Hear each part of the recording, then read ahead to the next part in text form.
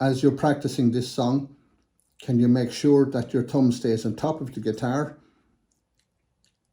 It will lightly touch the sixth string, except when you drop into the E minor position where it will just free up the sixth string to play it, but it just lightly mutes it for the C's and the D's.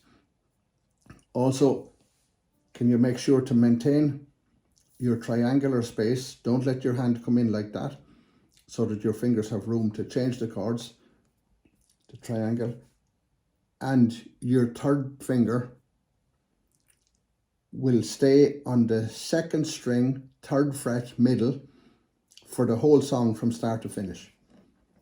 You can play thousands of great songs without moving your third fingertip, without moving your thumb except on the E's just to pop it off, and maintaining your space here.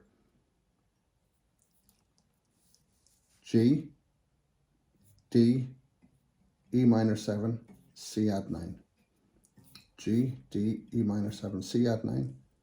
G, D, E minor 7, C add 9. G, D, E minor 7, C add 9. So I've maintained my space, I've kept that there and kept the thumb on top of the guitar.